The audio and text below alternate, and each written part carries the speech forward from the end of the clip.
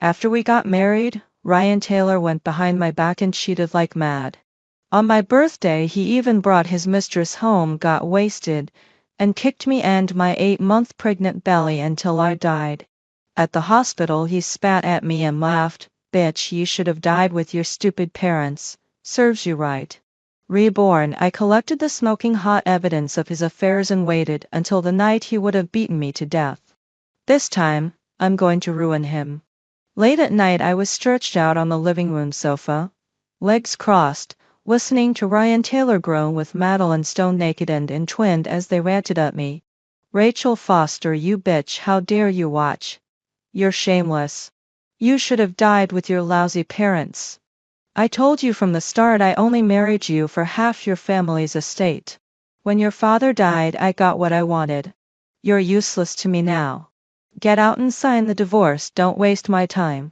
So what if this villa was your father's dowry? It's mine and Madeline's now. You don't get a thing. Be sensible and leave.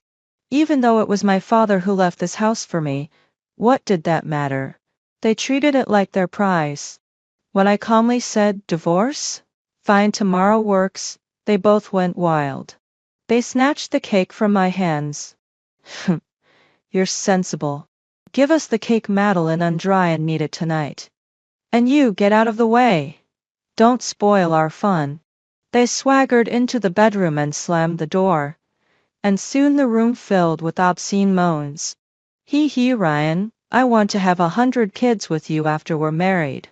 They were so pleased with themselves they couldn't hide it. But what they didn't know was that I'd laced the remaining half of the cake with a giant dose of laxatives, crushed cockroach eggs, and heaps of human-grade whitened yellow a nasty taste cover, plus nearly a lethal amount of artificial sweeteners and flavoring to mask the stink. How dare they cheat with my mother under the same roof? They thought I was easy to bully. I glanced at the clock. In my past life I had stormed and then, been killed for it. Not this time.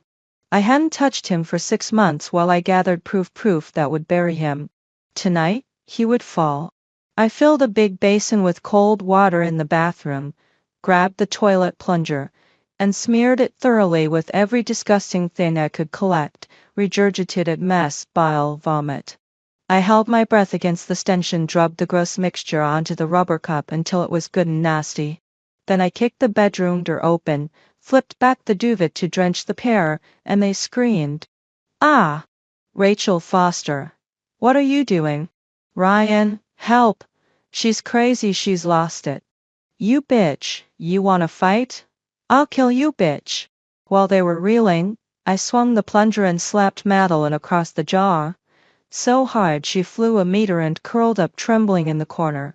Then I shoved the foul end into Ryan's mouth and kept thrusting, forcing him to swallow the revolting mass. I laughed as I did it. You a bitch? Say it again, I taunted. Eat shit. I pinned him to the bed with everything I had, not letting him get up. He ground his teeth with fury, hands twisting as if to strangle. To my surprise, even with that filth in his mouth, he still spat curses at me. Rachel Foster, you're insane. Crazy. Here, etched and gagged. You how dare you do this to me? Watching them suffer made me smile. Ryan Taylor, you were cruel, so don't blame me for being worse. Remember this, you forced my hand. I swung the plunger and smashed his face until he bled, his nose broken, his mouth looked mangled, full of that foul filth. Ryan lunged up, furious and wild. I feigned a step back, then ripped forward with a reverse strike that drove the plunger into his face, leaving his features distorted and his sight blurred. He slipped and fell. You bastard, you sick pervert, married today and you were throwing orgies with dozens of women. Thought I didn't know, I snarled. Seeing him like that, Madeline somehow found her voice and screamed at me, Rachel Foster. Shut up. We're in love, you couldn't possibly understand. You're the real homewrecker, you slut. Me? The homewrecker? That hypocrite. The world's full of irony. I remembered how, in my last life, he kicked my unborn baby 8 months to death. Rage boiled over. I grabbed the plunger and began battering his crotch until he howled. I'm doing this for you, I hissed. Since you like to play, I'll finish what you started. Thud, thud, thud, the pain hit him like a freight train. He clutched himself and begged, Rachel, I'm sorry. I was a vomit of weakness. Most men do it. Please forgive me. Don't hit me anymore. Listening to his disgusting excuses made my blood boil. You still have the nerve to whine after being drenched in shit? I snapped. I kept hitting. I wasn't going to be the stupid woman who let him kill me again. I raised the plunger over that dog's head, both hands gripping it tight, and with everything I had I smashed it down until it broke. Before I left I spat one last sentence at him. Be at the Civil Affairs office at noon tomorrow. I'm ending this marriage. No regret, only resolve. I swung my suitcase shut and walked out. Only the two of them were left in the house, humiliated and powerless, watching my retreating back. Outside the registry, Ryan Taylor, his lower half wrapped in bandages, still glared at me with venom. Riding the momentum of the divorce and propped up by his new lover, he grew even more brazen. Damn bitch. No wonder you're the daughter of that dumb pig. How could anyone be so stupid to think I'd fall in love with you? If it weren't for your father's cancer and his willingness to hand over half the estate for his son-in-law, I wouldn't even glance at you. Now that I'm rid of you, I'll use the half of the Foster estate your dead dad handed me to grow the Taylor family. Then swallow the rest of the Fosters bit by bit, surpass the James family at the top, and make you kneel and lick my shoes. Madeline hooked a finger under his chin and cooed for effect. Madeline already had people spread fake news. Most of the big families probably know about Rachel Foster's cheating and that you're divorcing her. Don't forget me, Ryan. On our wedding night this weekend, Madeline will serve you well. Promise I'll make you forget that bitch. Ryan seized Madeline's hand and played along. Don't worry, Madeline. Once the Taylor family swallows the Foster family, your stones will rise with us. He was so worked up his spit almost hit my face. When I stayed silent he pushed further. Hey bitch, missing your daddy are you? Here's your chance. Kneel and count out a Madeline 3 times. Apologize, call me Ryan, and maybe I'll spare some dignity for the Foster line. How about it, bitch? Unbelievable, utterly shameless. I'd underestimated Ryan. Bringing his mistress into our house was brazen enough. But this was peak arrogance. The more he showed his true colors, the more certain I became that divorcing him had been the right choice. Thinking back to him laughing at my father's funeral made my blood boil. I grabbed his collar, leaned in, and hissed close to his face. You idiot. You massive idiot. Before you dream about swallowing up the Fosters, you might want to remember what it felt like to eat that shit yesterday and wake up. Ryan exploded at my retort. Bitch. Your parents are dead and the estate isn't even half yours. What right do you have to talk to me like that? Before he could finish, I struck him one solid slap that nearly sent his head flying. It took him a long moment to collect himself. He glared at me, eyes bulging with fury, his whole body trembling like he had Parkinson's. He stammered, Rachel Foster, how dare you slap? I hit him again, flicked away the air with disdain, and said, You beast, don't you brush your teeth after eating fine cuisine? You stink of shit. My taunt made a vein pop at his temple. The abusive side of him surfaced. He raised his fist to hit me undrawed. Bitch, go die. At that moment a large shadow fell over him from behind, grabbing his shoulders with such force his wrist almost split. I leaned in, staring him down.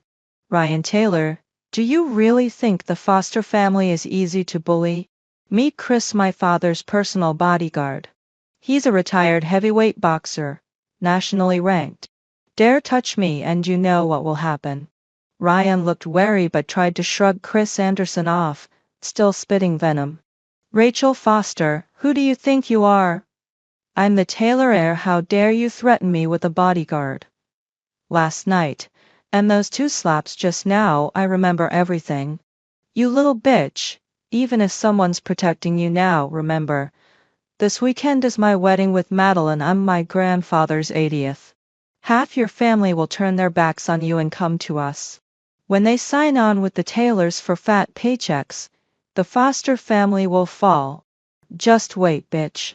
I'll put you in the ICU and make you wish you were dead. Chris stayed between us until Ryan finally turned and dragged Madeline away. The hulking 190 frame forced him to swallow his pride. He couldn't do anything to me then. I mailed the USB drive, the one holding the smoking hot evidence of his affairs, to his private villa, along with a note asking him to meet me at the bistro in his house the next afternoon. As expected, the next day Ryan blew up my phone with messages. Rachel Foster. Where did you get those videos? I know, at the hot pot place. It was at the hot pot restaurant. Bitch. Wait till I break you to pieces. After furiously sending those accusatory messages, he deleted them one by one. Then followed with a dozen voice notes. None of the usual arrogance remained. Instead, everyone was begging and groveling. They smile tugged at my lips as I looked up and said, Ryan Taylor, you should know one thing: women who've been hurt will do anything. I guess you won't mind if your ex-wife gives you a little wedding blessing this weekend?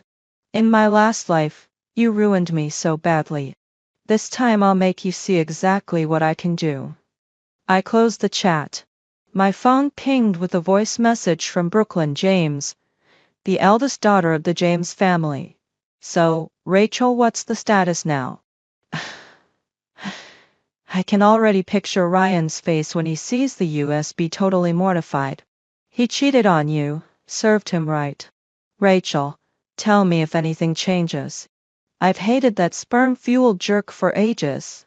Don't be afraid. If anything goes wrong, the James family has your back.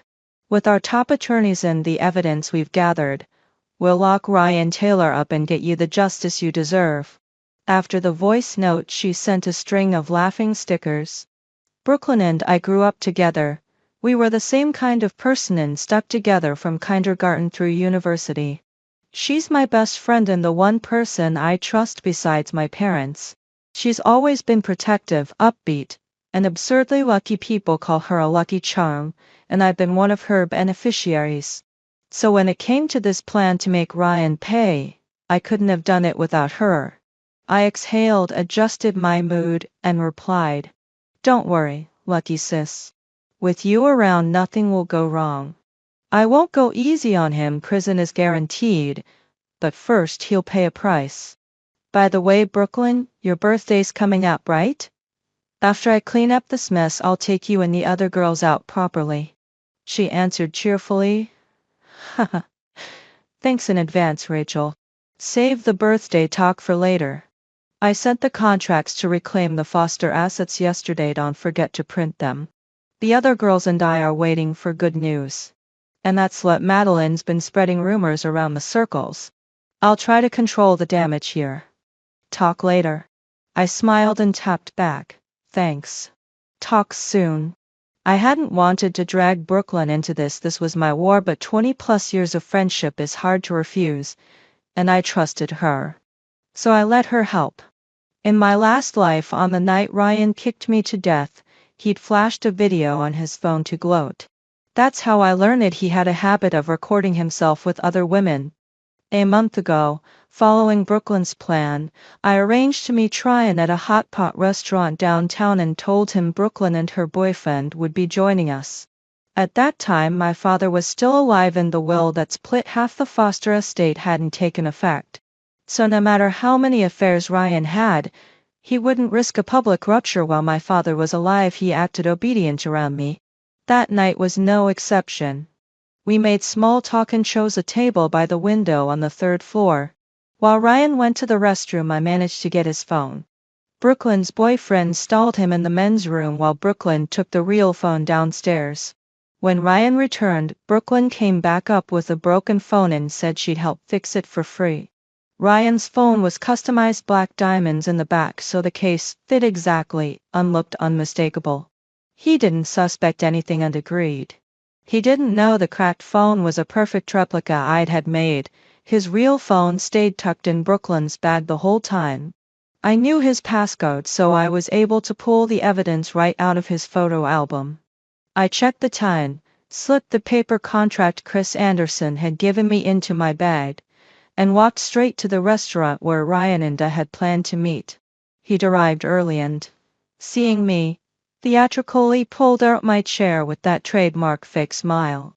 He could put on a mask in front of others, but not with me. His ugliness only made me sicker. Pointing at the steak on the table, he said insincerely, "Rachel, I know you're still mad. I ordered a fillet for you, your favorite. Eat and you'll feel better." Rachel, I was wrong.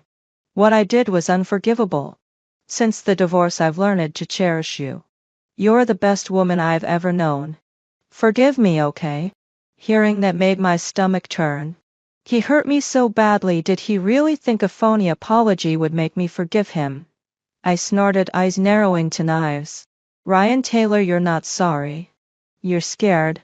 How you treated me, how you hurt me, how dare you even say those words? I was blind to have ever chosen you. You want a reconciliation? Dream on. The mood went tense and he forced an awkward smile. Rachel, this restaurant is a side business of my family. It's where we first met. I know you still have feelings for me, or you wouldn't have invited me here. Rachel, I love you. Let's remarry. I'll take you around the world. We'll have 100 children together.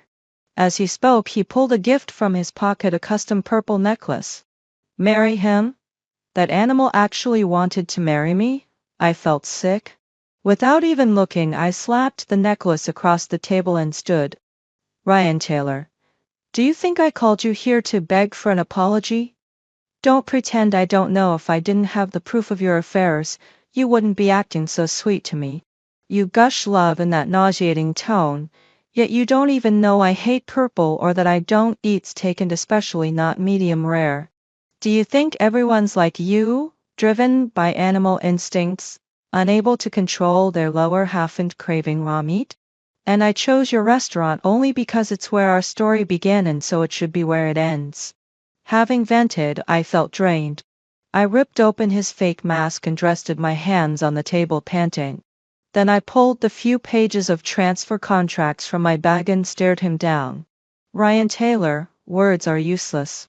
These pages are the foster family's rightful property. Think carefully before you sign. If you refuse, I'll make you splash across tomorrow's headlines. Imagine the shock one of the city's top heirs exposed as a lecher. How explosive would that be? Faced with my resolve, Ryan finally dropped the act. His nails dug into his palms, he bit so hard his lips split. But he could only stare at me helplessly. Fine, Rachel Foster, ill sign. He bit off the words, hatred pouring out like venom. I glanced toward the rear left table. There sat Ryan's biological parents. When they saw him sign, they nearly choked with fury, both holding their heads, trembling, faces ashen. No wonder. Half of the foster fortune being taken is a painful loss for anyone, and for the Taylors it represented a chance to rocket ahead. But they deserved it. That half belonged to the Fosters and had been stolen by Taylor family tricks. Since I'd chosen to marry Ryan again after rebirth, it meant I knew I could take it back. I had no hesitation. I tucked the contracts away and turned to leave, and that's when more than a dozen bodyguards barged in, unblocked the doorway. Stunned, I watched as Ryan's mother glided over with a chilling sneer. Bitch. Bitch. You really thought you could walk away? No wonder you came from that old man so devious. The Taylor family isn't something any stray can mess with, least of all a foster runt like you. Sign the agreement now, hand over the contracts, delete all the videos, and bury this whole mess. She tossed a stack of non-disclosure papers at me. Chris Anderson leaned in unmurmured. Miss, hide for a moment and I'll try to fight you a path out. Chris had watched me grow up. When he spoke like that, I knew he meant it. But this is a rule of law society. The Taylors wouldn't attack outright. All this muscle was a scare tactic to force my signature. I hadn't come unprepared. I couldn't ask Chris to risk himself for nothing. I pulled the phone from my pocket, cued the recording of our earlier conversation, and turned the volume to max. I said with meaning, call me devious if you like. Dealing with the devious requires devious methods. If you think of laying hands on me, the elders should weigh the consequences carefully. From the moment we walked in, everything said between us has been recorded. With one tap I can send this audio to Brooklyn James. She'll circulate the USB evidence in this recording to the major family groups. If the old folks are in such a hurry to expose the Taylor family, then I, Rachel Foster, will happily oblige. Ryan's parents pinched their brows and ground their teeth. I could tell my words rattled them. Still, I knew the Taylors wouldn't fold so easily. Sure enough, Ryan's mother shook her head and smiled coldly. Bitch, do you think we don't see through your scheme? You've been hoarding Ryan's cheating evidence to extort the Taylor family, haven't you? She tossed another contract in front of me and snapped, the malice thick in her voice. Slut, take a good look. This is 20 of the Taylor family's total enterprise, valid for 10 years. Do you really need me to explain how crucial this is for your now chaotic foster family? If you sign this confidentiality agreement, delete all the evidence, and keep this secret forever, that 20 stake in the Taylor family business is yours. Rachel Foster, I don't think you have any reason to refuse. As he spoke, Ryan Taylor's father joined in with the tone as disgusting as ever, as if they already thought I was theirs to control. They thought they were offering me an irresistible deal. But little did they know I couldn't care less about their offer. I shook my head and sneered. Sure, the Foster family is in chaos right now. Even if we got back the Foster assets, it would take years to restore our former glory. And yes, with 20 of the Taylor family shares, we could ride through the storm for a while. But do you really think this is enough to make me agree? If you think I, Rachel Foster, am blinded by money, willing to sign this confidentiality agreement, then who will restore my honor? Do you really think I'll spend the rest of my life carrying the label of a slut? Keep dreaming? Before Ryan's mother could respond, Ryan's father suddenly stormed up to me, spitting as he pointed a finger at me. Just like your father, you're just a bastard child, you ungrateful fool. The Taylor family has already shown you great kindness by offering you 20 of the shares. You'll either sign the confidentiality agreement and take the shares, or you won't get a cent. Anyway, tomorrow is Ryan's wedding. If we sign high-paying contracts with key Foster employees and form partnerships with other groups, the Foster family will be nothing but an empty shell. We'll do whatever we want with it. Hearing this, Ryan's mother joined in with her mocking tone. Rachel Foster, let me tell you the truth. After tomorrow, the Taylor family will dominate. Even if you expose the evidence, all it will do is slightly damage the Taylor family's reputation. But who will dare speak ill of us? Both of them were so sure of themselves, as if they already had me cornered. But I wasn't afraid. I casually pulled out my phone and played a rather explicit video, and it featured none other than Ryan Taylor's father. You could tell that the video was something Ryan Taylor's father had sent to Ryan, and they probably even shared tips with each other. As Ryan's mother continued to laugh, I shoved my phone in her face, cranking the volume to max, and slowly said, Look at this. Do you recognize this? Who would have thought that the busy Taylor family CEO, always wrapped up in business, still found time for a secret rendezvous with his lover? Oh, wait, looks like Ryan's mother doesn't know about this? Maybe if she were a little more careful. After all, her husband just admitted it himself, like father, like son, huh? The sounds of moaning and gasps in the video cut through the air like daggers, making Ryan's mother's face turn a sickly green, as if she'd just eaten a whole bucket of manure. She gasped, seething with anger, and slapped Ryan Taylor's father across the face. Ryan Taylor's father, eyes wide in shock, stared at me. Rachel Foster. You. After the slap, he immediately knelt, his legs trembling as he begged for mercy. Wife, let me explain, it's not what you think, it's not like that. Please, I was wrong. His desperate screams filled the room, as he was reduced to a mess. Within moments his face was battered, and the bodyguards in the room couldn't hold back their laughter. I didn't hesitate. Chris Anderson stepped in front of me protectively, singing my praises as we made our way toward the door. The bodyguards didn't even try to stop us as we left. As I had expected, all those bodyguards were just part of Ryan Taylor's mother's scare tactics. They had no intention of stopping me. The next day, at the entrance of Taylor family's Hailey Hotel, all the prominent figures in Zhongcheng were gathered for Ryan Taylor's grandfather's 80th birthday and his wedding to Madeline Stone. The Taylor family had been preparing for over a month, and since Ryan and I hadn't yet divorced at the time, I had received an invitation. I donned a blood-red dress to represent my revenge, carefully applied my makeup, and confidently walked inside. This time, I was determined to clear my name and see the Taylor family brought down to ruin. I rode the elevator to the 5th floor, picked a seat, and explained everything to Brooklyn James and the other friends I trusted.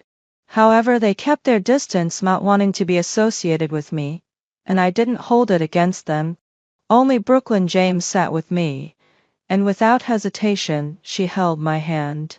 When Madeline Stone's mother and several others saw me, they immediately started gossiping. "Look, that's Rachel Foster from the Foster family, isn't it? I heard Rachel Foster had an affair while married, seeing several men at once. Ryan couldn't stand it, so they divorced. Madeline Stone, your Ryan Taylor is really pathetic.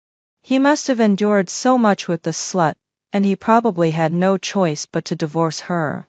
Yeah, Rachel Foster is a real piece of work. It's Taylor family's patriarch's 80th birthday, and she still dares to show up? She must be trying to ruin things on purpose. So shameless." I shot a deadly glare at Madeline Stone's mother, who immediately looked away guilty. Ryan Taylor's mother, shaking with rage, stood up as Ryan, in his tuxedo, grabbed my arm and whispered, "Slut, what are you doing here? Today is my wedding day, there's no place for you. Get out." I yanked his hand off, sat down, and pointed to my invitation with a smirk. "Ryan Taylor, don't flatter yourself. Take a good look. I'm here to attend Ryan Taylor's grandfather's birthday celebration. Since he hasn't said anything, what gives you the right to kick me out? Right, Grandpa Ryan Taylor?" I stood up and smiled, bowing to Ryan Taylor's grandfather.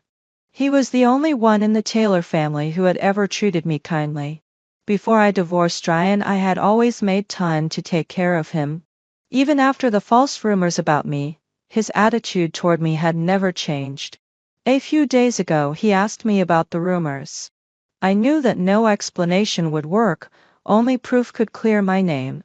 I told him the divorce was for other reasons.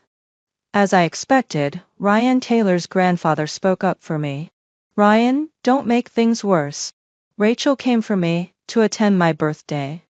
What's between you two has nothing to do with today. Let's stick to the schedule first. Let's hold Ryan's wedding, then we'll celebrate my birthday. Let's begin." Hearing Ryan Taylor's grandfather defend me, Ryan Taylor's mother couldn't hold her rage anymore. She slammed her hands on the table and stood up. "Dad, this can't be. How can you let this slut? My birthday, my rules." Ryan Taylor's grandfather cut her off, his lips twitching. "Look at what day it is. Do you want the whole room to see the Taylor family as a joke?" Hearing this, Ryan Taylor's mother and Ryan Taylor reluctantly stepped back, and I sat there watching the wedding unfold. I sat at the back, my eyes like those of a wolf locked onto Ryan Taylor. During the vows, he looked at me several times, his face drenched in cold sweat, even stumbling over his words. But I was no longer the same person. I simply watched him, calmly planning my next move. Once the ceremony ended, people began to offer gifts and discuss the future of the Taylor family.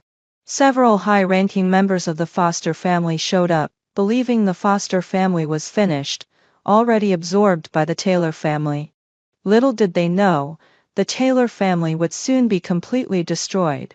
Ryan Taylor's father, drunk from socializing, had a black eye and a faint slap mark on his face. Madeline Stone, surrounded by her friends, couldn't even escape the crowd.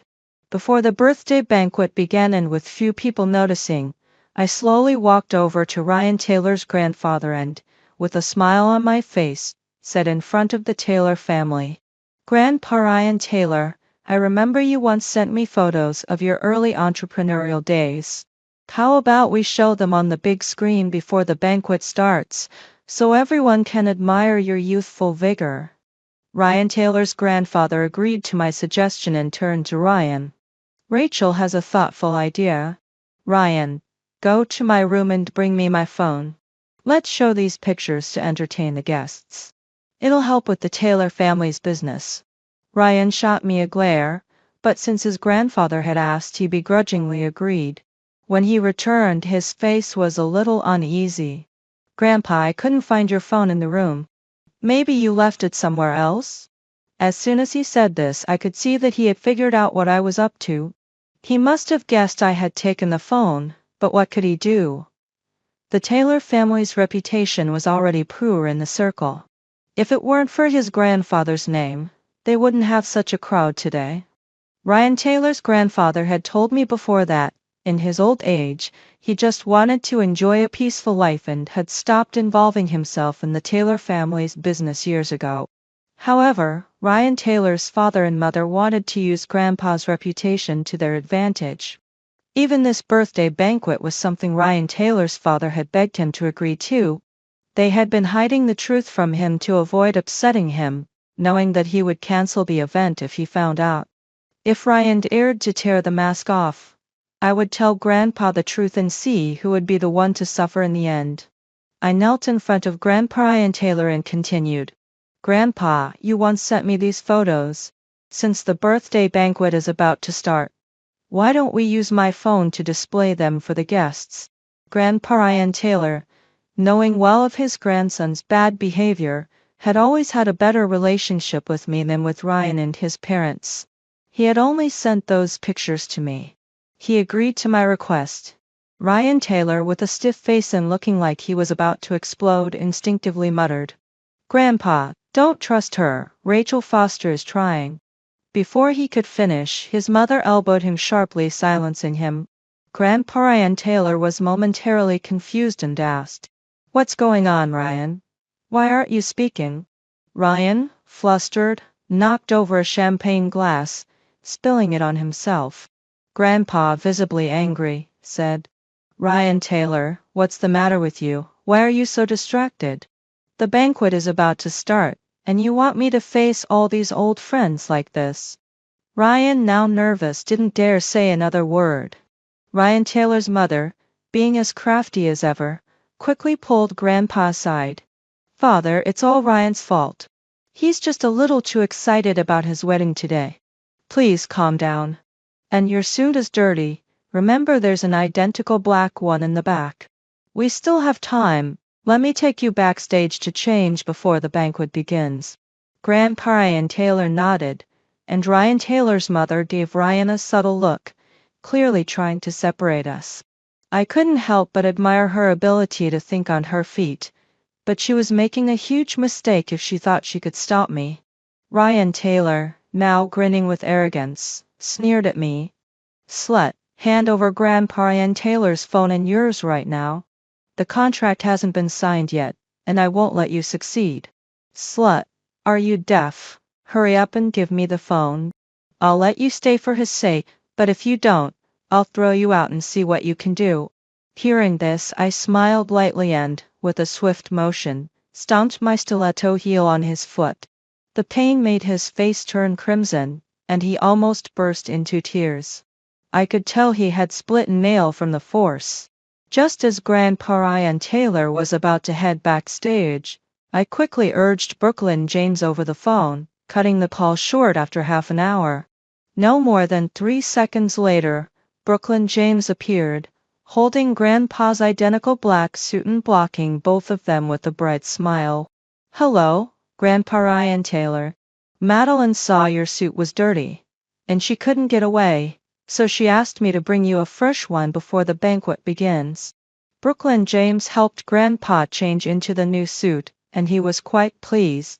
Madeline can be a bit high-handed and temperamental, but I didn't expect her to be so thoughtful. "Thank you so much, Brooklyn." Otherwise, this old man might have made a fool of himself at his own birthday banquet. Ryan Taylor's mother, watching this from the side, looked like her eyes were about to shoot fire. When she pursed her lips, the lines on her face deepened, as if she were about to explode with fury. Once Grandpa Ryan Taylor had changed and sat down, I approached him and said, "Grandpa Ryan Taylor, the video is ready. We can display it anytime." He glanced at the time, cleared his throat, and took the microphone to speak to the crowd. "Ladies and gentlemen, the birthday banquet is starting now. Let's not rush into discussing any business with the Taylor family. We'll have plenty of time after the banquet to talk, and the Taylor family will never let anyone leave empty-handed." Hearing this, the guests gave the necessary respect and returned to their seats. The staff of the Taylor family brought out over 28 tier cakes. Grandpa Ryan Taylor continued, "The Taylor family's business was founded by me. And now I'd like to share some of my entrepreneurial journey with you all, and pass on a few lessons to the younger generation." Once Grandpa Ryan Taylor gave his consent, I connected my phone to the big screen. The Taylor family mother and son were so anxious they looked like they wanted to devour me. It was clear they knew what was coming, and without a second thought, they rushed toward me under the watchful eyes of the crowd. Brooklyn James quickly stepped in to block Ryan Taylor's mother, nearly getting knocked over in the process. She anxiously urged, "Rachel, hurry, it's all up to you, move fast." Ryan Taylor lunged at me, desperately trying to snatch my phone from my grasp, cursing me frantically. "Bitch, I won't let you win." The air was thick with chaos when Ryan Taylor's grandfather, startled, dropped the microphone. The vile words Ryan had shouted were now broadcasted for all to hear. The entire room froze, stunned into silence as the audience tried to process what just happened. I clutched my phone tightly beneath me, and with a quick adjustment, I managed to open the pinned video. "Ryan, you're amazing. Eat some deer penis and ginseng. We want more." The explicit video played on the big screen. The sounds of Ryan Taylor and multiple women groaning echoed through the room, crystal clear. The scene was so vivid, it made some of the women in the crowd who were enjoying Tate spit it out in shock, as if they'd been hit by a pea shooter. The elderly man, who had lived 80 years, was almost driven to his death. He slammed his cane down in rage, shouting, "Wicked beast! Wicked beast! They say wealth never lasts past 3 generations. Wicked beast, you've killed me, killed me." It wasn't until this moment that everyone realized it wasn't me who had cheated, it was Ryan Taylor. Ryan Taylor's mother fainted on the spot, and I grabbed the microphone, slamming it into Ryan Taylor's pig-like head. The blow shattered the mic, and he finally released his grip on me. I rushed over, inserted the USB doctor into the computer, and the screen lit up again, displaying the same video of Ryan Taylor's affair. However, this time, the background audio was the recording of Ryan Taylor's mother threatening me. The true face of the Taylor family was exposed. People rushed forward, with my sisters eagerly joining in, slapping Ryan Taylor in a frenzy, turning the room into chaos. I stood up, quickly adjusted my clothes, and grabbed Brooklyn James by the arm, dialing the police. The blaring sirens were a sweet sound as we both put on our sunglasses and shared a knowing smile. I had avenged the wrongs of my past life, and I slept soundly that night, free from the weight of my past. The next day, the story made headlines. Ryan Taylor was arrested and sent to prison. The Taylor family's reputation was shattered. I conducted a thorough cleansing of the Foster family, and our development soared. In the end, I apologized to Ryan Taylor's grandfather. He understood, knowing that this was the only way to clear my name. He never blamed me and would always welcome me whenever I had time to visit him. 3 years later, Ryan Taylor's grandfather passed away, his ashes scattered into the sea. I found true love, and when my daughter turned 1, she spoke her first words, calling out to the sea, "Grandpa Ryan Taylor." In my past life, when my daughter turned 18 and was accepted into college, I suddenly suffered a heart attack. The heart medicine was right beside my husband, Yet he just stood there, watching me pass away. That was when I realized he had hated me for 18 years. The reason was laughable because I swapped seats with his first love. In a car accident, his first love died on the spot, while I survived. He blamed everything on me. Then I opened my eyes again, and I was reborn. I woke up the day before the accident. Ah! I gasped, clutching my chest as I opened my eyes. Looking around, I realized I was in my husband Ryan Taylor's hometown, 18 years ago. Ryan, a soldier now a squad leader, had taken me back to his family home on his vacation. We'd been married for 2 years and had been living in the military barracks. This trip back was a rare occasion. It felt like he was returning in triumph, as if coming home from glory. Glancing at the calendar on the wall, I realized I had been reborn on the eve of the accident. Ryan Taylor didn't notice anything unusual about me. Instead, he suggested we return early. Let's leave today. I want to take Ava to the city hospital for a checkup. Ava Sinclair, Ryan's childhood friend and first love, was in the car with us. As always, she eagerly claimed the passenger seat. This time, I didn't ask to swap seats due to car sickness or discomfort.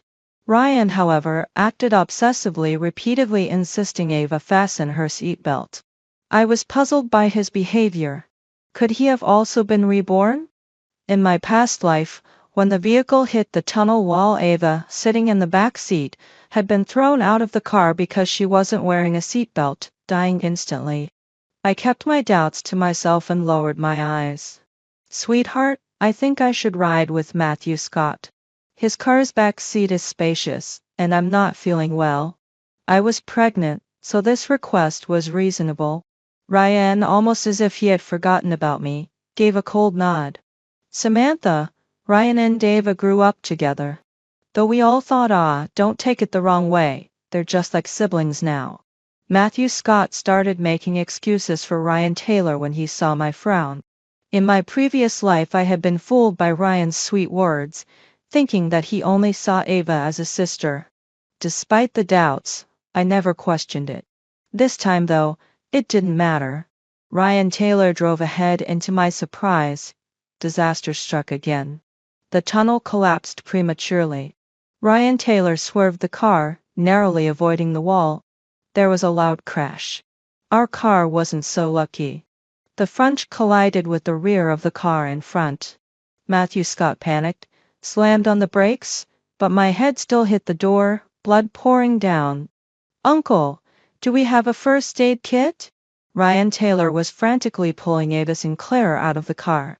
When I managed to get out of the car, I saw Ava Sinclair was only scratched on the arm. As for me, my prosthetic leg was damaged. This was expensive. In the 80s, just buying a radio took ration tickets, and this prosthetic leg had been bought for me by my father before his death, from abroad. Blood still streamed from my head, and I felt dizzy, lying on the ground. We don't have anything like that. Ryan, look at your wife, she's bleeding. And three anxiously stared at the only car in the village, while she tried to press a clean towel on my forehead. She's fine. She's not dead, is she? Ryan Taylor glanced at me casually and said, Ryan, am I going to die? Ava Sinclair, snuggled in Ryan Taylor's arms, wearing his coat, looked as if she were about to die. It'll be fine, help is coming soon, Ryan Taylor hurriedly reassured her. I closed my eyes, too weak to speak. The tunnel was blocked by stones at both ends, and we were wrapped inside. There was no way to contact anyone, and we could only wait for the rescue team to arrive. I had a fever. In my delirium, I could hear Aunt Three and the others arguing with Ryan Taylor. Ryan, your wife is burning up and saying crazy things. Hurry and give us some water. No, the rescue team won't be here until tomorrow. We need to conserve water. Ava's lips are chapped. We can't waste it on her. Ryan, how could you do this? Aren't you a soldier? Because I'm a soldier, Samantha, as my wife, a proud military spouse, must have the mindset to sacrifice herself in dangerous situations. When I woke up again, I didn't know how much time had passed. Ava Sinclair lay in Ryan Taylor's arms, while Uncle 3 and Aunt 3 were nestled together, leaving me all alone. The tunnel was finally cleared. Just as they were about to move me to the car, Ryan Taylor blocked the stretcher. Wait, let Ava go first.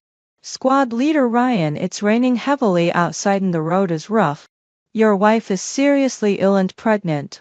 We need to get her to the military hospital quickly. Let her wait for the next vehicle. How long will it take? Ava can't wait. Ryan Taylor, ignoring the soldier's objection, nearly pushed me to the ground. He carried the already half-dead Ava Sinclair onto the car. Oh, wait. The soldier helplessly watched me, and I looked at Ryan Taylor's back, my heart sinking. I stayed in the military hospital for 2 days, and the baby in my womb was surprisingly resilient. During my stay, Ryan Taylor never once came to see me. With the help of Claire Donovan, who was in the next bed, I packed up my belongings and, leaning on crutches, painfully walked out of the hospital. I saw Ryan Taylor and Ava Sinclair coming out of the store, looking unusually close. Ryan was holding a bag of malted milk powder. Why are you out of the hospital? He asked, looking at me in surprise. I thought he had forgotten that I was still in the hospital. Samantha, I've never tried malted milk powder before. Since you can drink it every day, Ryan bought me some to try. I hope you don't mind, Ava said almost innocently. I let out a cold laugh. Ava will be staying with us from now on. She has nowhere else to go. From what I knew about Ryan Taylor, this was just a token notification to me.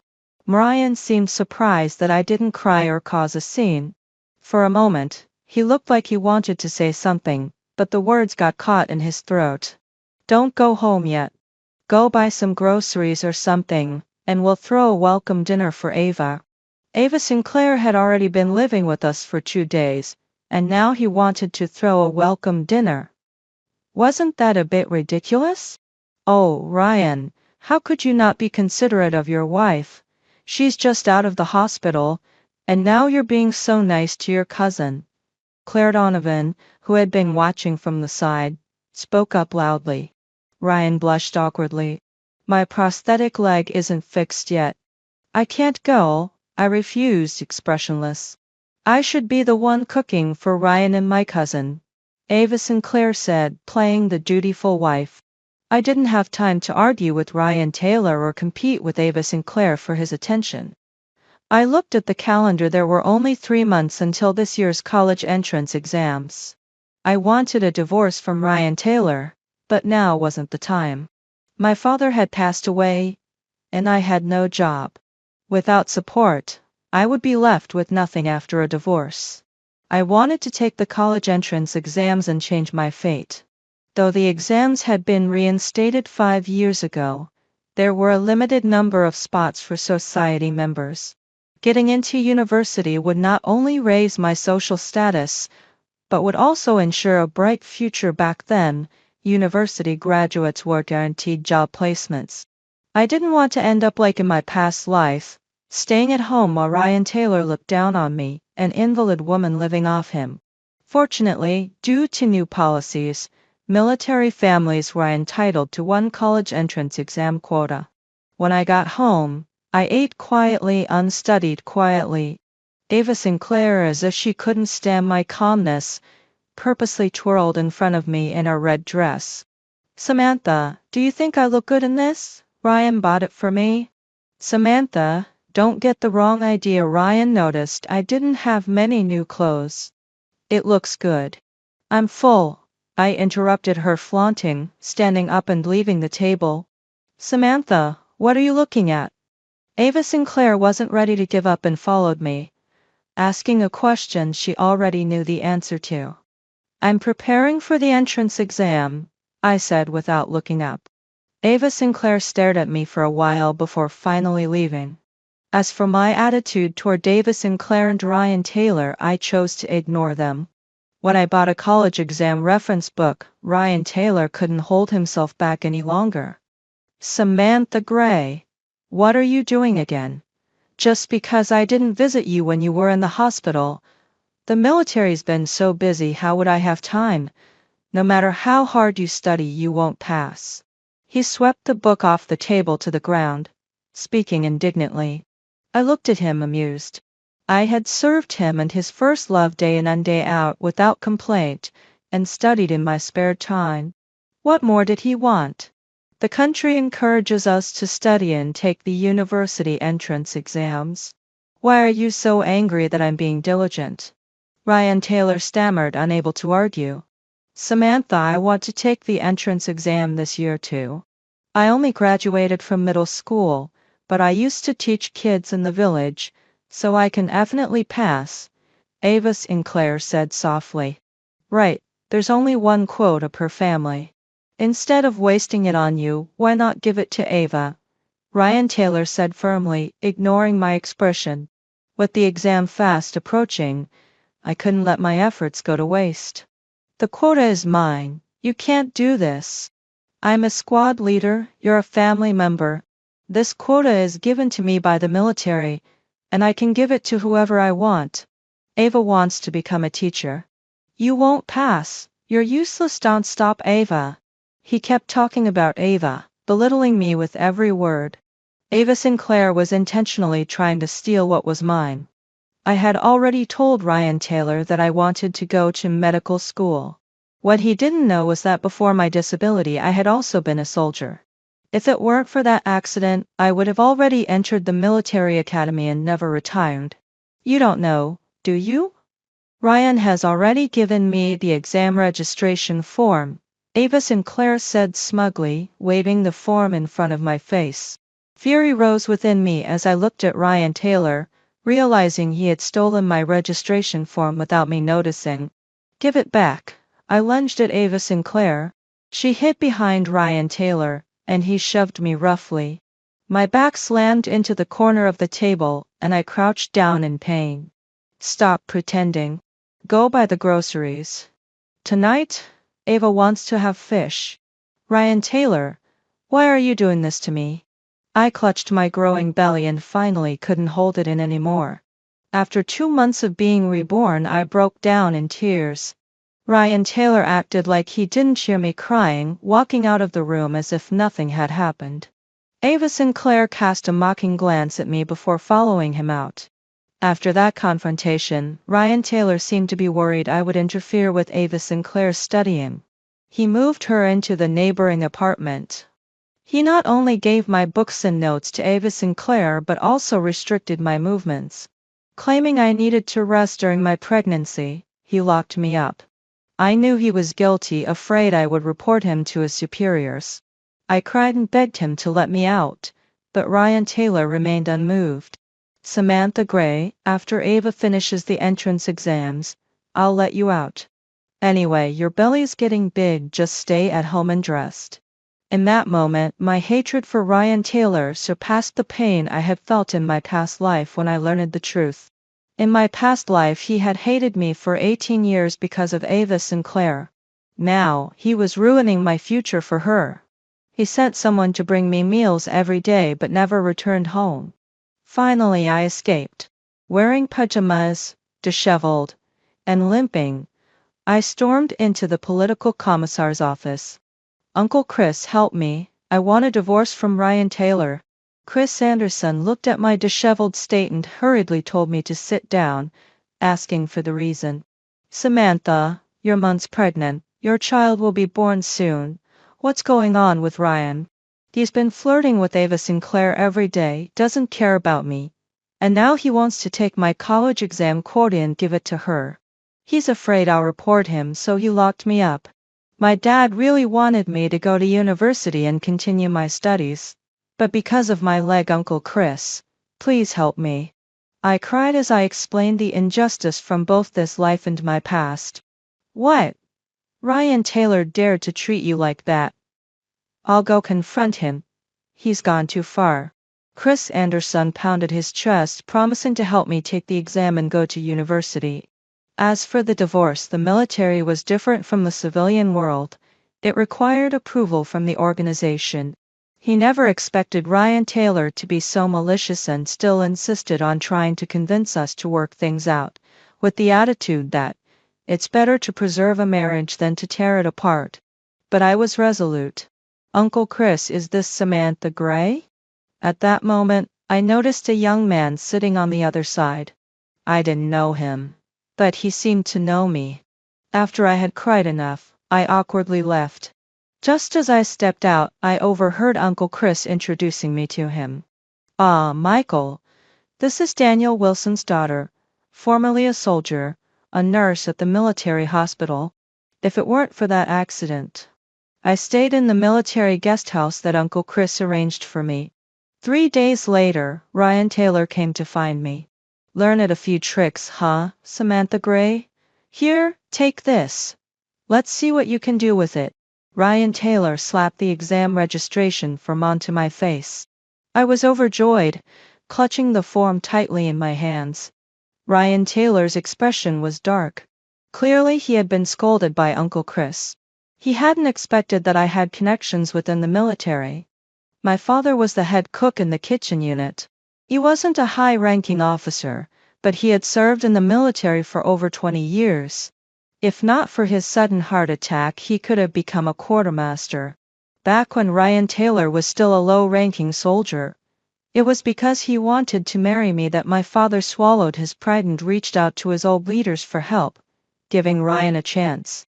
Otherwise, how could he have been lucky enough to rise through the ranks to his current position? And that old leader was Uncle Chris. Ryan Taylor didn't take me back. The mask was off between us now. The day of the entrance exams finally arrived. I was shocked when I saw Ava Sinclair outside the exam venue. Ryan Taylor had driven the military vehicle and personally dropped her off. When she saw my belly, she smugly said, "Samantha, aren't you worried about giving birth in the exam room?" "That's none of your business." Ryan Taylor ignored me, focusing on giving Ava Sinclair some precautions for the exam. To my surprise, the exam staff stopped Ava Sinclair at the entrance. "This exam registration form isn't valid. You can't enter." "What do you mean? It's real," Ava Sinclair screamed. Ryan Taylor quickly rushed over to explain. "Comrade, please take another look. This is the registration from the organization issued me. Fake. The seal is blurry. And the paper material is wrong. I don't care if you're a squad leader or a regiment commander, if you're forging documents, we'll call the police and have you arrested." The staff completely ignored Ryan Taylor's rank and started signaling for them to leave. Ryan Taylor and I locked eyes. "Samantha Gray, you swapped Ava's exam registration form." Ryan Taylor shamelessly accused me of something he was doing himself. That day, the exam registration form he gave me was fake. I had been so excited that I touched the form countless times, and immediately noticed something was off. I went straight to Uncle Chris that night, and Michael, the young man from that day, happened to be there too. They promised they would help me. Sure enough, within a few days I had the real exam registration form in my hands. My father had been blind to Ryan Taylor's true nature. He was nothing but a scoundrel. Ryan Taylor was shouting at me to return Ava Sinclair's registration form. I ignored him. "Samantha Gray, you bitch!" Ava Sinclair hissed, glaring at me. Just as I was about to walk into the exam room, a strong force hit me from behind. My belly was about to crash to the ground, but I managed to brace myself with my elbow. I collapsed to the ground. When I turned around, I saw Ava Sinclair's hand still reaching forward, her eyes filled with malice. "Darling, are you okay? Did you give birth? I'll take you to the hospital right now." Ryan Taylor immediately rushed to hug me, restraining my arm, trying to drag me toward the car. The registration form slipped from my hands, and Ava Sinclair picked it up. "Ryan, quickly take her to the hospital. She's about to give birth." Ava Sinclair pretended to care about me, her expression frantic, but her eyes were anything but kind. "I'm not going. I'm taking the exam." My belly felt uncomfortable, but I couldn't back down now. I struggled with all my might, but couldn't escape Ryan Taylor's grip. I could only watch helplessly as Ava Sinclair walked into the exam hall. "Help me!" I cried to the people around me. But no one moved to help. Because Ryan Taylor was slandering me. My wife has some mental issues. She's never been to school, and now she's trying to steal my cousin's exam registration form with her big belly. "I'll take her away now." "Ava Sinclair, Ryan Taylor. You're going too far," I shouted, but before I could finish, Ryan Taylor clamped his hand over my mouth. Ava Sinclair turned around, smugly looking at me, mouthing the words "goodbye." Ryan Taylor dragged me into the car, and the exam venue got further and further away. I fell silent. Ryan Taylor loosened his grip, and in that moment, I suddenly bit down hard on his wrist. In pain, he raised his hand and slapped me. I seized the wheel, intending to crash the car with him inside. They had gone too far. Ryan Taylor, panicked, slammed the brakes. The car crashed into a tree before coming to a halt. Ryan Taylor was knocked unconscious. Ignoring the injury on my head, I climbed out of the car. At that moment, all I wanted was to go back to the exam. No one was going to stop me. "Samantha?" Someone helped me up. It was Uncle Chris, who must have been worried about me. He had arrived just in time to witness our car accident. I threw myself into Uncle Chris's arms and cried. They took my registration form. Ava pushed me. "Help me, Uncle Chris." Uncle Chris kicked the car door in fury. "Michael, we need to get Samantha to the hospital immediately."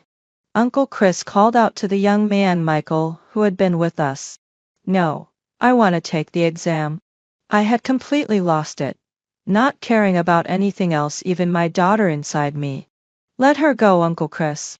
To my surprise, Michael, the man named Michael, supported me. I looked up at the man, who was around 180 cm tall. He smiled at me. "Samantha, you're not alone." "But Samantha's exam registration form has already been taken by Ryan Taylor," Uncle Chris said calmly. I felt my heart sink, collapsing in Michael's arms, feeling as though all hope was lost. "Samantha, do you remember 4 years ago when you saved a little boy?" "Uncle Chris, Samantha earned a third-class merit for saving a total of 11 people, including my cousin. According to the policy, she's entitled to an exam quota." I stared at Michael, stunned. I remembered.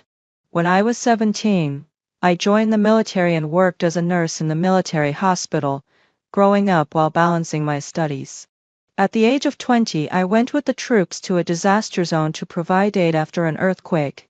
While trying to save a young boy trapped under rubble, a collapsing beam fell directly on my left leg. In order to save my life, the doctors had no choice but to amputate my left leg. The earthquake was devastating. I saw countless dead bodies, heard the cries of the bereaved, and witnessed a sea of blood.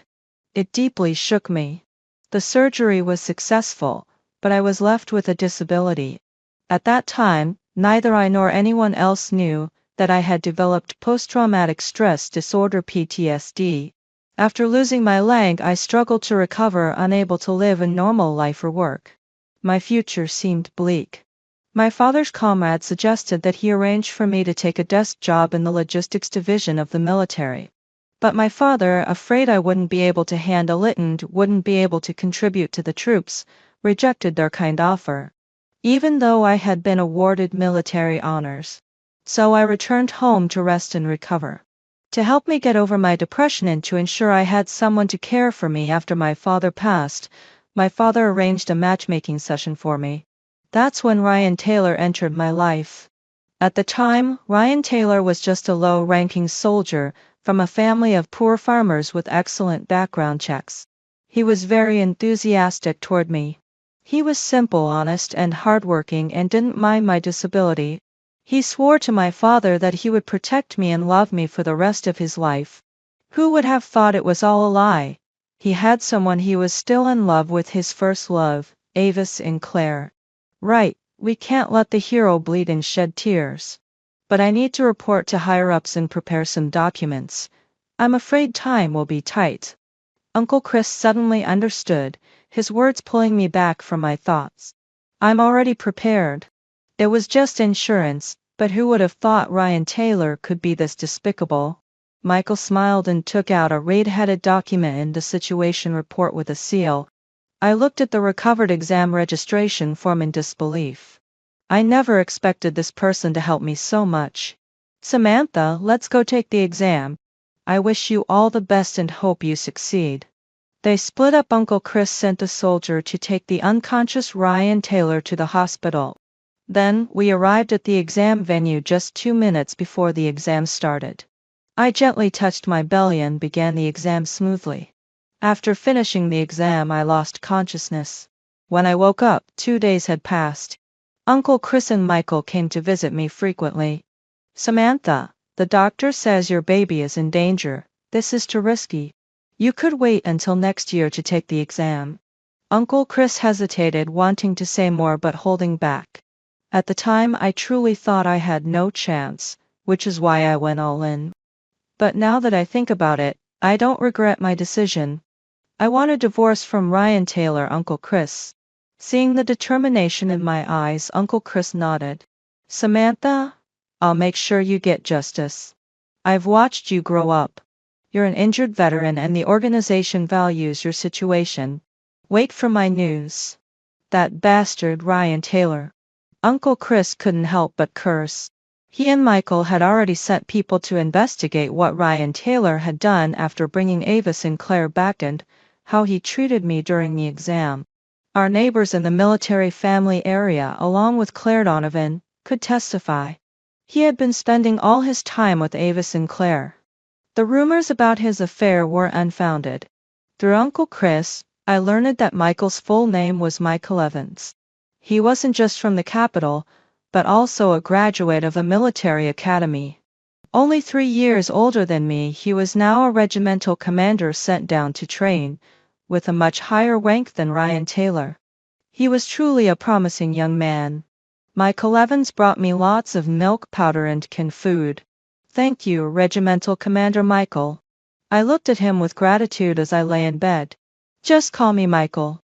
Actually, my whole family is grateful to you for saving my cousin, Michael said, noticing my empty left leg. My aunt is in the U.S. I asked her to order you a new prosthesis. I've heard it's the latest technology. I was pleasantly surprised. After the nutrition injection, my hands started to recover. Michael came closer to help me remove the needle, just as Ryan Taylor burst in. Samantha Gray, you want a divorce? Have I agreed to that? What's going on here? Squad leader Ryan? Oh, I think you won't be one for much longer. Please don't shout in the hospital, Michael said calmly, looking at Ryan Taylor, who had bandages on his forehead. Ryan Taylor was reprimanded. Samantha Gray, when did you meet Regimental Commander Michael? Ah, so that's why you insist on divorcing me. You already have someone else? Ryan Taylor walked in without even asking about the baby or apologizing for what he'd done to me. He came in trying to shift the blame on me. Shut up. I don't. I glared at him. Ryan, come on. Your wife is a married woman. It's not right to act like this. Even if you're upset about not being able to take the exam, you shouldn't damage Ryan's reputation. He's about to be promoted. Ava Sinclair followed in, speaking sweetly, but her words cut like knives. It seemed they still didn't know I had already taken the exam. To preserve his male dignity, Ryan Taylor tried to punch Michael, but Michael grabbed his wrist and held him in place. Ryan Taylor, who's the one messing around with a married woman? You and Ava Sinclair think no one knows about your sordid affair? Picking on a defenseless woman doesn't make you a man. Samantha truly made a mistake marrying you. Ryan Taylor was exposed in front of everyone, gritting his teeth as he struggled to break free from Michael's hold. You're talking nonsense. Ava and I are innocent. Samantha Gray is carrying my daughter. Are you really going to let yourself be the fool? Don't think I'm scared just because you're from the capital. Ryan Taylor was dragged away by the soldier Michael had brought. Before leaving, he didn't forget to threaten me. Samantha Gray, you'll regret this. Who would want a cripple like you after you divorce me? He thought I was helpless, but the organization was my support. It was just in time for the disciplinary rectification campaign. Ryan Taylor became an example of what not to do. His promotion application was rejected, and rumors about him wanting to abandon his faithful wife spread throughout the military compound. Meanwhile, my story began circulating as well. Everyone in the family compound was condemning Ryan Taylor, calling him ungrateful and heartless. The organization quickly approved our divorce. Finally, I was free from Ryan Taylor, that's scumbag. Because I was pregnant and had a special status, Uncle Chris arranged for me to stay in the military guest house to rest. Soon, the results of the college entrance exam were released. I waited every day for the admission notice from Capital Medical University. But when I learned that the registered mail had been taken by Ava Sinclair, I began to panic. Samantha, it's because you registered using Ryan Taylor's address. The notice was sent to his place. Don't worry, I'll go with you to pick it up. Michael was very considerate. When we arrived at Ryan Taylor's home, Ava Sinclair was there opening the letters. What are you doing here? Came to congratulate Ava on getting into college. Ryan Taylor mocked when he saw us. That's mine, give it back, I said impatiently. How ridiculous, Samantha Gray, are you crazy?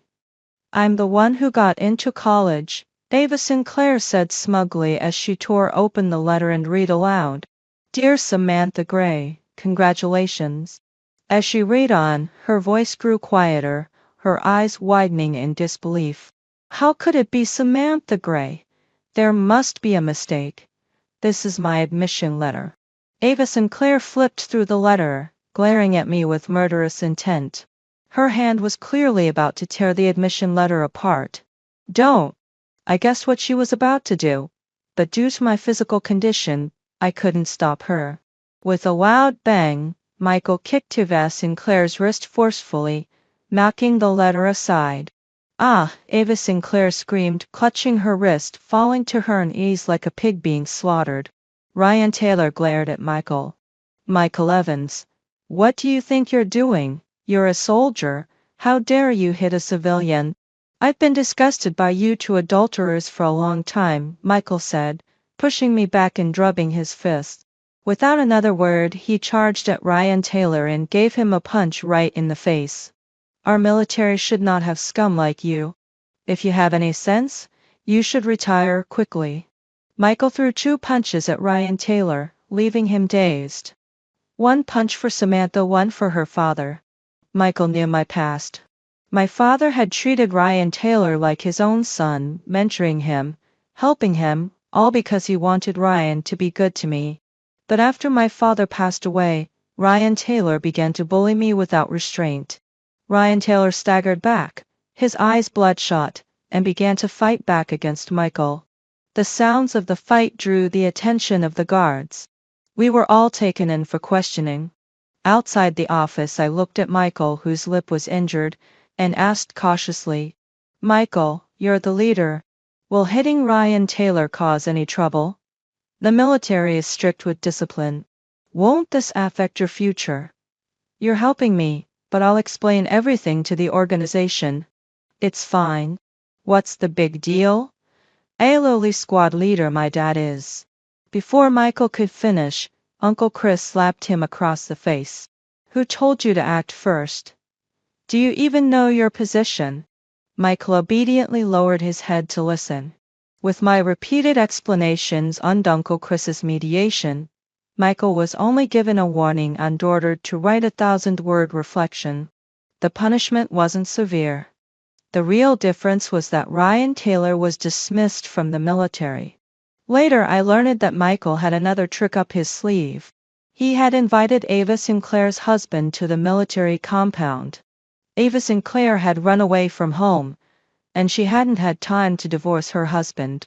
Ava Sinclair's husband was no easy man, a thug through and through. It's said the scene that day was quite lively. Ava Sinclair's husband not only fought with Ryan Taylor but also pushed Ava Sinclair to the ground. Ava Sinclair immediately started bleeding. By the time they got her to the military hospital, It was discovered that Ava Sinclair was 2 months pregnant. She had a miscarriage. Calculating the timeline, it wasn't Ryan Taylor's child. Who else could it be? Now Ryan Taylor and Ava Sinclair's affair was solidified, and with the fighting between him and Michael Evans, Ryan Taylor was dealt with swiftly, without even the chance to beg for help. The day Ryan Taylor was expelled from the military compound, he still wanted to see me. Despite Michael's advice, I went to see him. Ryan Taylor, do you have memories from the previous life? I suddenly asked. Ryan Taylor froze for a moment, then laughed. Yes, in the previous life, Ava died because of you. I hated you. How did you not die back then? I didn't expect you to be reborn. No wonder. It was an accident. I didn't expect you to leave me to die. You will be punished for this. Oh, your punishment has already begun. Ryan Taylor wanted to argue, but Michael stopped him. I followed Michael to the Capitol. I was about to give birth. 5 years had passed in the blink of an eye, and I was now intern at the military hospital in the Capitol. One day, I suddenly saw Ryan Taylor. He was only 30, but he looked as though he had aged 10 years. The man who once wore military uniform with so much pride now looked greasy and worn out. He had put on weight, his face filled with frustration. Samantha? Ryan Taylor looked surprised when he saw me, unable to believe his eyes. I was wearing a white lab coat with military insignia underneath, a subtle touch of makeup on my face, walking confidently toward him. In the past, even though I was attractive, I lacked confidence because of my disability. In front of him, I had always felt inferior. It's been years. You look more beautiful now. How's our daughter? Ryan Taylor started to make small talk. I still have patients to see. I'll be going now. When he mentioned our daughter, my face grew cold, and I immediately interrupted him. I had gone to college in the Capitol. He knew that, but over the past 5 years, he never bothered to check on me or our daughter. Now, he was pretending to care. Meanwhile, as I was talking with other doctors and nurses, I overheard some gossip about Ryan Taylor. That guy in the old suit, with the greasy hair, his name's Ryan Taylor. He used to be a big boss. He used to beat his wife. Now he has cancer. I think he deserves it. I heard it's not even his wife. I don't think they were ever married. Curious. I asked one of the gossiping nurses, what kind of illness did he get? He has leukemia. Apparently his blood type is so rare that they can't find a matching bone marrow donor. He wanted to have kids to match his own bone marrow, but his wife can't get pregnant. Samantha, do you know him? He's been asking about you a lot. I don't know him, I replied, understanding. I didn't want to bother with Ryan Taylor anymore, so I turned and left. Unfortunately, some people just can't take a hint. As I walked down the hall in the infectious diseases department, I bumped into Ava Sinclair. She looked the same as 5 years ago, but her face lacked the usual beauty. She and Ryan Taylor were arguing in the hallway, both of them looking unwell. Ryan Taylor, it's because of you that I got this filthy disease. You owe me compensation, Ava Sinclair shouted. Shut up. You must have been seeing other men behind my back. Don't blame me for this. Ryan Taylor kicked Ava Sinclair away. Ryan Taylor, you scumbag. I followed you loyally, helped you with your business, accompanied you to social events, and watched as you had one woman after another. Even when you went bankrupt, I didn't leave you. Is this how you repay me? Ava screamed, her voice full of rage, wanting everyone to see Ryan Taylor for who he really was. That's because you're cheap. Who else is to blame? You can't even have a child. I guess you're just broken now. Ryan Taylor slapped Ava Sinclair across the face, and she retaliated with a slap of her own. I stood there in disbelief, watching the scene unfold. Once upon a time, these two had seemed so in love, presenting themselves as an eternal couple. But now they were hurling insults at each other, even physically fighting. Their love was clearly just a facade. Ava Sinclair couldn't stand her ground against Ryan Taylor and fell right in front of me. When she looked up and saw me, her face froze in shock. Her hair was messy, and she struggled to stand up. She pointed at me and said to Ryan Taylor, "So that's why you've been running to the hospital all the time, huh? Visiting your old flame? Shut your mouth." You know what Ryan Taylor stumbled over his words, embarrassed. I immediately interrupted him. "This is a hospital. If you want to argue, take it outside." "Mom?" At that moment, my two children ran toward me, one on each side, hugging my arms. The unhappiness I'd felt earlier faded the moment I saw them. "Samantha, is this my daughter?" Ryan Taylor asked, surprised, pointing at the little girl with two pigtails. "Come here, Daddy," he said. Leela Monroe looked at him in confusion and said politely, "My dad is in the army, not you, you messy old man." She ran behind me after speaking. "Your dad is in the army?" Ryan Taylor said, clearly baffled. He tried to step closer, but I gave him a look that immediately stopped him. "This is my daughter, Leela Monroe, and my son, Jack Thomas. They're twins, 3 years old this year," I introduced, holding their hands. Ava Sinclair glared at us, her eyes full of hatred. I became more alert, but I reassured myself that we were in a public place, surrounded by many people, so she wouldn't do anything reckless. "How is this possible? They should be 5 by now," Ryan Taylor muttered, confused. After all, in the previous life, I had only had one daughter. "Samantha, can I take Jack Thomas and Leela Monroe outside to play?" Ryan Taylor asked, his voice filled with hope. "No, you're not taking my children to use them for your bone marrow transplant." "Not happening," I replied, cutting him off. Ryan Taylor was taken aback, unable to believe how quickly I saw through his intentions. "Samantha, I know you hate me, but I am their biological father. You can't deprive me of the right to love them," he said, reaching out to grab Leela Monroe. Suddenly, the feeling of helplessness from my past surged back, and I screamed out for help. "Let go!" Just then, a man rushed over, kicked Ryan Taylor in the stomach, and pulled Leela Monroe away from him. I quickly hugged Leela Monroe and looked up to see the tall figure of my husband, Michael Evans, standing protectively in front of me. "Ryan Taylor, you son of a bitch. You dare try to take my daughter. I'm going to make you regret this." Michael's voice was full of fury. Michael didn't just roll up his sleeves and fight like he used to. Instead, he took out his phone and called the police. Ryan Taylor knelt on the ground for a long time, unable to get up. "Daddy?" Jack Thomas and Leela Monroe cried, running into Michael's arms. "When our daughter was born, she passed away.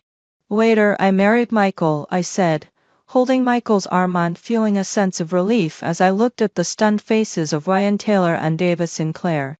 It's impossible. Where's our daughter?" Ryan Taylor stammered, still not believing that our daughter had died long ago. "When I went to the Capitol to give birth, I couldn't keep the baby. I thought it was fate. She wouldn't have had a happy life, and you didn't deserve to be a father. But now I'm happy," I said with a smile. "Ah, ha, Ryan Taylor, this is your karmic retribution. I couldn't have kids, and now you can't either. Ah, ha, ha. No one can save you." Ava Sinclair suddenly laughed wildly in the background, her movements becoming frantic and erratic. Michael immediately called the mental hospital. Both Ryan Taylor and Ava Sinclair were taken away. Since then, I've never seen either of them again. They completely disappeared from my life. Later, I learned from my husband that after leaving the army, Ryan Taylor and Ava Sinclair went into business together. Initially, they made quite a bit of money. But perhaps it was fate before they could even enjoy their newfound wealth.